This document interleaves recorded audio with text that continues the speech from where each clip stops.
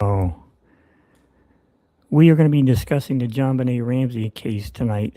We're coming up on the 30-year anniversary of this crime. Happened in December 1996. If you're new here, please like and subscribe. We're going to try to come every Sunday night with more information on the JonBenet Ramsey case. This case happened almost 30 years ago, and it's our contention that the killer was known day one. They knew who the killer was. Let's take a look at when they found the note. When you look at this picture here, let me see if I can blow it up for you. This is the staircase where they found the note. Let me show you what it looked like. Here it is. 3-page note. It's on the spiral staircase. Let me take you back to the staircase here. So here's the staircase. And this is not the main staircase in the house. This is a side staircase. And this note was found at about 5:52 a.m. by Patsy Ramsey. So it's our contention there's 3 aspects in this case. 1, where was JonBenet Ramsey killed? She was killed at home. And if you're killed at home, then it's about a 90% chance that it's a family member or someone you know very close. Okay, that's the first thing. Number 2, who was at home? There's 3 other people in the house. There's Patsy, John Ramsey, the father, and the son, Burke. So that's number 2. And the third aspect is the ransom note. Who wrote the ransom note? So those are the 3 main aspects of the case. If you know those 3, then you know who is involved in the case. So this case went to a grand jury in 1998. And I want to play a clip from one of the grand jurors so you can just see what was said. Play 100. From 3 handwriting experts, and even though the handwriting experts couldn't definitively say that she wrote it, they all 3 came to the same conclusion that it could have been Patsy Ramsey, and the grand jury believed that she wrote it. Bang! Oh, first shot right out. So that was a clip from one of the grand jurors, and this case went to the grand jury in 1998. And they looked at all the evidence. They even had all the witnesses, all the evidence. They even had Lou Smith, detective for basically was working with the Ramseys. They let him present his intruder theory to the grand jury, and they rejected his theory of the intruder. They rejected it, and they basically, after the 13 months at the grand jury was convened, they basically recommended to indict the Ramseys. The district attorney, Alex Hunter, just didn't sign the indictment. Okay? So, let me play this again. I'm going to play another video basically about the intruder theory and why the grand jury rejected the intruder theory. Play 101. Someone to get through a small opening like that and not disturbing a cobweb would be remarkable. The intruder theory didn't make sense to the grand jury. Oh, bingo! Okay.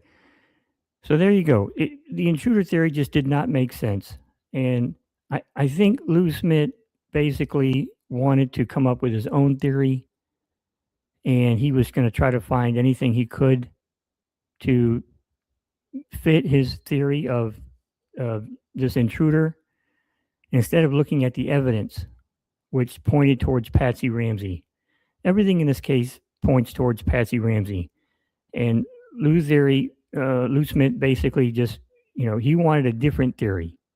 And he was going to try to find some evidence to fit his theory, instead of looking at the evidence and saying, okay, here's the evidence, and here is what that points to, which was Patsy Ramsey. Let me play this again. Now, when you see this video, it's basically the window down in the basement that shows cobwebs. So basically, the intruder theory was that someone came through this window, okay? But there's cobwebs all over this window. So the intruder theory just does not work. It just does not work. Let me play this again. But the grand jury wasn't buying the intruder theory because of those cobwebs in the window. The intruder theory didn't make sense to the grand jury. The Boulder police had photographed cobwebs. So for someone to get through a small opening like that and not disturbing a cobweb would be remarkable. The intruder theory didn't make sense to the grand jury. Oh, bingo! Okay. So the intruder theory basically just does not work. So let's take a look. All you hear today, right now, are stories about the DNA. And the DNA evidence, we call it here, is innocent DNA. That's what they have. They have innocent DNA. And what is that? What is innocent DNA? Well, basically, innocent DNA is, let's say you go to a grocery store and you leave your DNA, your skin cells on the cart. You're leaving your DNA at the self-checkout. You're touching things. So you're leaving your DNA at the grocery store. So you come home. And if that grocery store was robbed that day, that doesn't mean you robbed the store. It just means you left your DNA there. That's innocent DNA. And that's what they have. They have innocent DNA on JonBenet Ramsey. And I want to play this video clip about the innocent DNA that they have. Bear with me a second. We're going to play it here. One second. We can get the innocent DNA. And before we play it, let me make this point. Like I'm saying that JonBenet has innocent DNA on her. She has some DNA in her fingernails. She has DNA on her long johns, the waistband of her long johns. She had some DNA in her underwear. So basically 3 places she had some DNA. And it's our contention that it's innocent DNA. And what I mean by that is that on December 25th was Christmas. Okay. Now imagine being 6 years old on Christmas Day. She's out playing with her friends. She's playing with Berg's friends. And then that night they go out to several different friends' Christmas parties. You're interacting with more kids that night. You're interacting with adults. So you're picking up a lot of DNA on you. Okay. So that's what I mean by that. They have innocent DNA. That's all they have on JonBenet Ramsey. And not only that, they only have minuscule amounts of DNA. It's very, very small, minuscule, fragmented DNA. They don't even have a full profile. So let me play the clip, play 101. And this is a clip about the different innocent mechanisms that you can get DNA. It's certainly possible that an intruder was responsible for the murder, but I don't think that the DNA evidence proves it. The only way I can describe this evidence is uninformative. It really is, it's not dispositive of the presence of a perpetrator. There is foreign DNA, but that foreign DNA can easily be accounted for by a number of innocent mechanisms. So there you have it. The DNA they have is just innocent DNA. And and it's been years since they had this DNA, and they really can't even use it because it's so fragmented. They can't even get a full profile. But let's say they are able to get a full profile of the DNA. Okay, let's say that they get some technology where they can get a full profile, and they locate someone. Do you know who they're going to locate? A friend that she played with that day, or one of the adults that came in contact with that day. That's it. So it's our contention that the ransom note is the smoking gun in this case. The ransom note, that is a smoking gun in this case. And basically, the grand jury that convened for about 13 months, they said the same thing. Whoever wrote the ransom note, let's take a look at the ransom note. Read it, Hold on a second. Let me pull up the ransom note. Okay, here's the ransom note. 3-page ransom note. Okay. Now, the only person that could have written this ransom note is Patsy Ramsey. Okay. The paper that it was written on came from within the house. Okay. Think about this. It's 3 pages long. Okay. Who was going to sit at the table and write a 3-page note unless you feel comfortable? Okay. Who would feel comfortable writing a 3-page note? Well, the owner of the house. They would feel comfortable. They're under no pressure to get out of the house. Okay. Patsy Ramsey was a journalism major. She worked as a copywriter. Writing was in her wheelhouse. Okay. This is what she did. She wrote for a newsletter, the holiday newsletter. Okay. So the paper came from within the house. The pen that wrote this letter came from within the house. So the only person that could have written this note is Patsy Ramsey. That's the only person that could have written this note. And she could not be excluded from writing this note. So let's take a look at a little video here of Barbara Walters basically stating the same thing. Hit 103. For the defense. what has thrown great suspicion in you, Mrs. Ramsey, as you know, is that some handwriting experts have said that there's a similarity between the writing on this note and your handwriting. This has been inconclusive, but the similarity of the handwriting is the strongest piece of evidence implicating you. So, right there,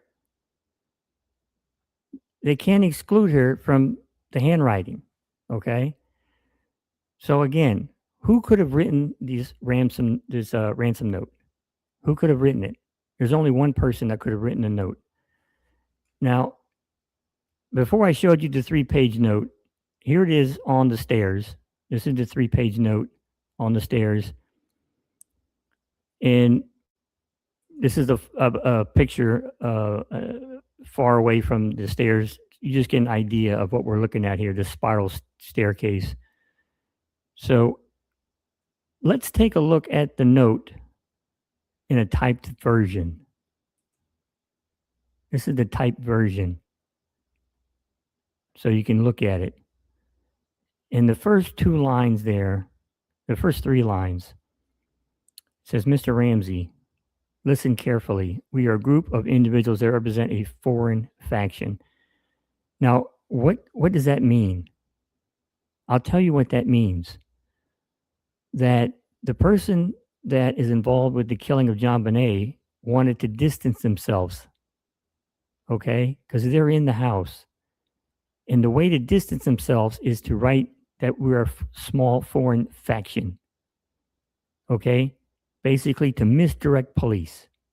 That's the first thing that they do in this note, is to try to misdirect police. We want the police to look everywhere else other than the house, the home. Don't look in the home. We want you to look elsewhere, a foreign faction. Look overseas, look somewhere else. So, and then it says down here on line 8, you withdraw $800,000. So $118,000. That was almost the exact bonus of John Ramsey, the father. What are the odds that some person is going to come up with $118,000? It just doesn't make sense at all. None. So this ransom note basically is in Patsy's wheelhouse. At the end of the note, it gets very personal. She starts talking about John. Instead of Mr. Ramsey, she's saying John. So the other aspect is this was not written by a stranger. If you rule out a stranger, then the suspects become very, very small. Very small. And again, it all comes back to who was in the house that wrote this letter. Who was there? There was only 3 other people. Burke, the son, age 9, Patsy, and John, the father. Okay? All right, so let's take a look at this video here. For the defense. What has thrown great suspicion in you, Mrs. Ramsey, as you know, is that some handwriting experts have said that there's a similarity between the writing on this note and your handwriting. Again, the handwriting. Now, it is noted that Patsy was ambidextrous. She could use her right and left hands. And that apparently some of the experts thought this note was written with the left hand, which Patsy could have done because she was ambidextrous. So everything points to Patsy. And I want to show you something where in the year 2000, they were on Larry King, Patsy and John Ramsey. And Larry King was asking about when they found the ransom note. And Patsy Ramsey will not answer the question. She's mumbling, she's bumbling. She wants nothing to do with this question. She does not want to answer it. Okay? Let me take a look here and see if we can pull this up. So basically, Larry King has asked her about finding the ransom note and what they do. And you also see John Ramsey say, oh, it was 3 years ago, but they just wrote a book on it. And he also says, well, we've been over it 100 times. Well, if you've been over it 100 times, you would know if you picked it up and read the ransom note. Okay? This is Patsy just trying to avoid answering the question. You know why she's avoiding the question? Because she wrote it, and she doesn't want anything to do with the ransom note. Let's see if we can take a look at this. Remember, Larry, we don't remember. This is 100 times. You wrote a book about it, so.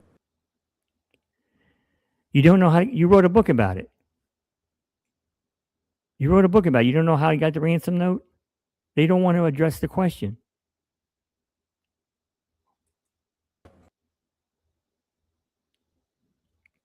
So, look, here, she's trying to say how she basically put her hands on top of the ransom note, not even touching it. And then you see John here looking down at his hands like he's going to have to answer a question. What am I going to say about my hands? Well, I hardly read it, you know. There, she just said, I hardly read it. And she won't answer the question what she did with the note. And didn't take long.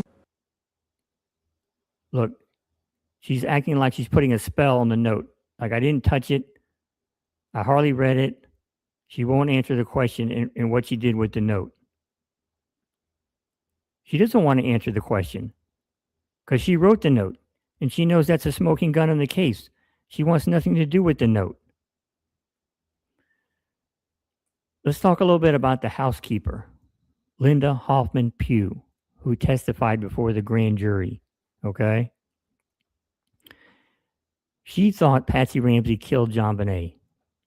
And the grand jury zeroed in on Patsy Ramsey.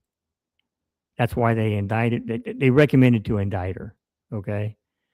So, if you remember, JonBenet was found in the basement room with a blanket wrapped around JonBenet. Okay? JonBenet was found in a basement room. There was a couple rooms down there. And the room she was found in was a cold, dark, windowless room. It was an obscure room in the basement. There was another room down there, which was Burke's playroom with his electrical train. So There was a couple rooms in the basement, but JonBenét was found in this dark, cold room, and she was wrapped in a blanket. Now, who would wrap her in a blanket? The mother would. The mother would. And the housekeeper basically has inside knowledge of what's going on in that house. She's been working there for months. And the housekeeper testified to the grand jury that the blanket was in the dryer. The only one that would know where the blanket is Patsy Ramsey. Let me say that again. The only one that would know where the blanket was is Patsy Ramsey. Also, the housekeeper had taken a Swiss Army knife away from Burke. Burke used to go around the house whittling with a Swiss Army knife, basically leaving shaves of wood around the house. And Patsy told her to confiscate the knife because there were just too many of these wood shavings everywhere. So the housekeeper took the Swiss Army knife. She confiscated it from Burke. She put the knife in a linen closet, hid it there. The only person that would know where that knife was Patsy Ramsey. That knife was found in the same room with JonBenét Ramsey. Okay? How would that knife get there? Okay? I want to talk about when JonBenét Ramsey was found, she had some red fibers on her. And these red fibers came from Patsy Ramsey's jacket. Okay? Patsy Ramsey wore a red jacket that night when she was out. When they all went out, she was wearing that red jacket. And that jacket was found in the ligatures on JonBenét Ramsey. It was found in the duct tape. There was duct tape over JonBenét Ramsey's mouth. Her red fibers from that jacket was in the duct tape. It was in the ligatures. And I want to play you a clip here of where the detectives are telling Patsy that all these fibers from her red jacket are in the ligatures that are on JonBenét's hands. They're in the duct tape that was on JonBenét's mouth. Let me play this for you. The blanket that she's wrapped in. Okay. So right there, the first thing you hear him saying is that the red fibers are in the blanket that JonBenét Ramsey is wrapped in. Okay? So let's play it. It's found on her mouth. I have no evidence from any scientist to suggest that those fibers are from any source other than your red jacket. Okay. Let's play it again so you get the whole thing. Fibers from her jacket were found in the paint tray, were found tied into the ligature found on JonBenét's neck, were found on the blanket that she's wrapped in, were found on the duct tape that's found on her mouth. I have no evidence from any scientist to suggest that those fibers are from any source other than your red jacket. Again, basically the detective is telling her that there's red fibers there in the room. There's a paint tray near JonBenét, and there's red fibers in the paint tray. Remember, there was a broken paint brush around her neck.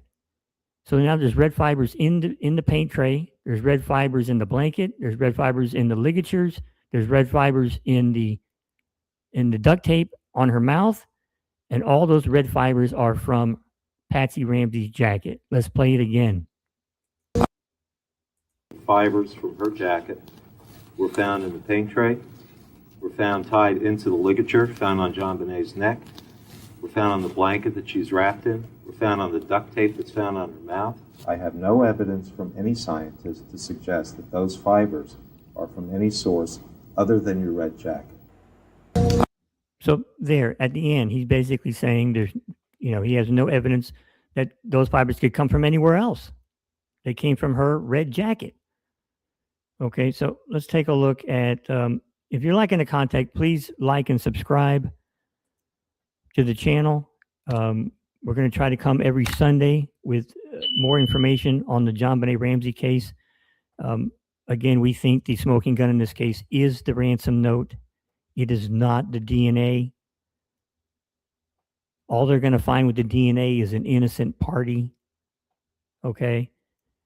you know, in the grand jury basically agreed with this. The grand jury zeroed in on the ransom note. If you find out who wrote the ransom note, that's who's involved in the case. And the only one that could have written the ransom note is Patsy Ramsey, because it's not a stranger, because the note is very personal towards John Ramsey, very personal towards him. Has, you know, this is not a stranger. This is not somebody walking down the street and decided to go in the house. Okay? Just know. Let's take a look at the grand juror here. Play 104. Jonathan Webb. I was a grand juror on the JonBenet Ramsey case. It bothers me that the murder of a little girl like this has gone on unsolved for essentially a quarter century. That was one of the grand jurors.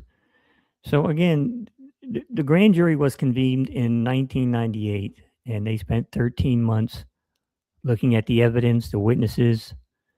They took all the information in.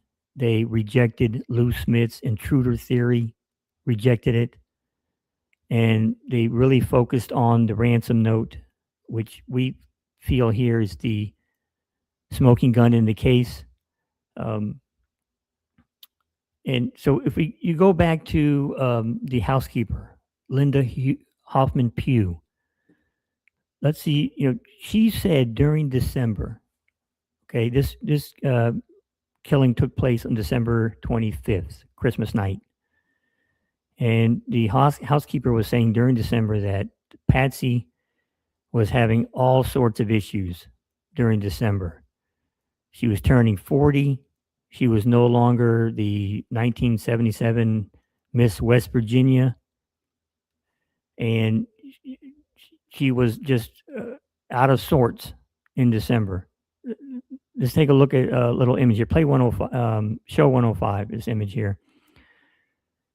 So this is just the housekeeper saying the holidays can be depressing. I don't blame you for being down. Your big 4-0 birthday was less than a week away. You had dealt with ovarian cancer for years, and your beauty queen looks were fading. Miss West Virginia of 77 had become a middle-aged matron. You loved JonBenet, but she was a handful, wetting the bed every night. She was driving you crazy. So Patsy was having all kind of issues going on during December. She was all out of sorts. Just think of this. Every room in the house had to have a Christmas tree. So she was dealing with 2 rambunctious kids. JonBenet was wetting the bed almost every night. The house, even the prior housekeeper was saying this. And this must have been upsetting to Patsy because she's got this beauty queen daughter. But this was every morning going in there and having to deal with this. So if we go back to the housekeeper, the housekeeper basically says this room where JonBenet was found was very obscure. There's no way an intruder would have found this room. Okay. But you know who would know about the room? The owners of the house. They would know about this room. It was very obscure in the basement. So this is what she testified basically to the grand jury. An intruder never would have found the door to the basement room where JonBenet's body was discovered. It was too difficult to see unless someone knew it was there, she said. So again, the housekeeper has zeroed in on Patsy. The grand jury zeroed in on Patsy. The only person that could have written that note is Patsy Ramsey. She's the only one that could have written it. Now, go back to these stairs. Let's take a look at the stairs. Here are the stairs where the notes were found. And basically, again, Patsy will not answer the question about what she did with the note. She won't answer it. Did she pick it up and read it? She won't answer that question because she wants to keep away from that. That basically is the smoking gun of the case, and she wants to distance herself from that. Now, She found this note at 5:52 a.m., I believe, in the morning. And think about this. She has to call 911. She has to do it. So she does call 911, okay? And she tells the operator at 911, she tells them, JonBenet is gone. She says that twice. JonBenet Ramsey is gone. Now think about that. She's telling the operator basically two things there. That she is gone, and also she's dead. She's basically saying two things at once. Trying to tell the operator that she's gone, like not here, but also that she's really gone. And so, I mean, just kind of an insight of what is going on there, of what she's saying to the operator. Patsy Ramsey is gone. She's really saying two things there when she says that. The other thing is on the 911 call is that Patsy hangs up the phone quickly. Okay? And this is what a guilty person does. Okay? She knows she has to call 911, but she quickly hangs up the phone. She doesn't want the recording to hear anything that John Ramsey, the father, says in the background. She doesn't want anything that Burke Ramsey says in the background. She doesn't want that to be heard. And when they listened to the 911 call, they thought that they may have heard something right when Patsy was hanging up the phone, but they couldn't tell what it was. But Patsy quickly hangs up the phone, the 911 call. She quickly hangs up and gets off the call quickly. She doesn't want anything to be heard in the background when she's on that call. So I'm going to wrap things up here, and we'll be back next Sunday. And again, this case should be solved. And the DA had a chance to take this case to trial. The grand jury voted to indict the Ramseys back in 99 when they finished everything. The grand jury rejected the intruder theory, even though Lou Smith tried to, pass his intruder theory on to the grand jury. They rejected it because all the evidence pointed towards Patsy, not an intruder. But the DA would not sign the indictments. Do you want to know why the DA did not sign the indictments? Because the OJ case was fresh in his mind. But to me, that is just, you're a DA, you're a prosecutor. You're supposed to prosecute. And the grand jury came back with a recommendation to indict the Ramseys, and he basically chickened out. The DA did. He did not sign the indictments against the Ramseys. And, if you're a prosecutor and the grand jury brings back recommendations to indict, okay, there's evidence to indict. And he should have prosecuted. And I'm going to leave it at that. And then please like and subscribe. And we'll be back next Sunday where we talk more information about the DNA, which we believe is what we call innocent DNA, and more about the note. We're going to get more into the note, the 3-page note, on what it says and why all the information in there goes back to Patsy Ramsey. Even there's more information in the note that we didn't even get into tonight that goes back to Patsy Ramsey and why she wrote the note and all the evidence of why we feel that she's involved. And think about this, that JonBenet was put in this obscure basement room. Okay? We're going to talk about that next time and what happened that morning. We're going to talk about that, the morning when they found JonBenet and why she was put in that obscure basement room.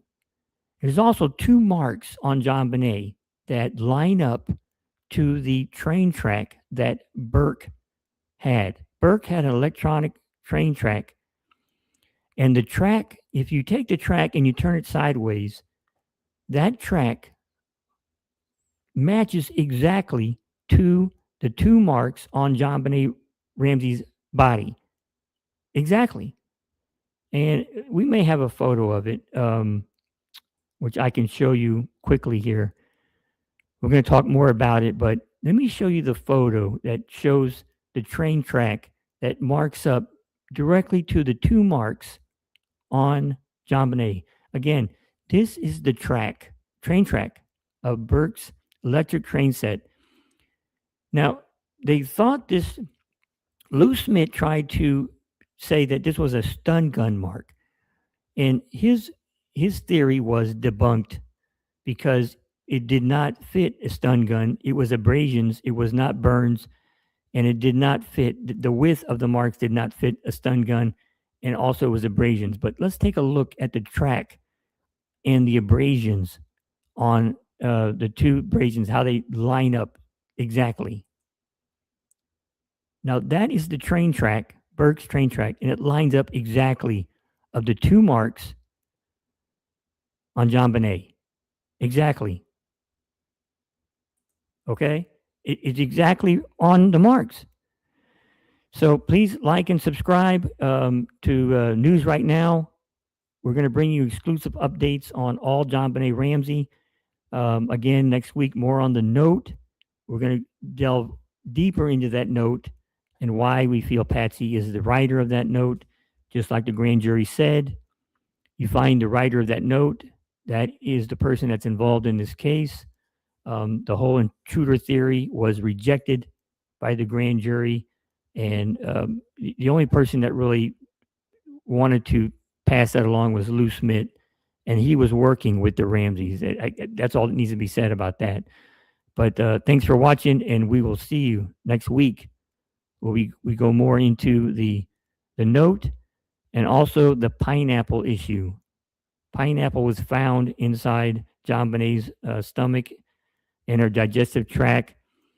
And there's the bowl of pineapples. They call it Pineapple Gate. We're going to go into the pineapple and why that is so important when we talk about that next week. Again, thanks for watching, and we'll see you next week. Thank you.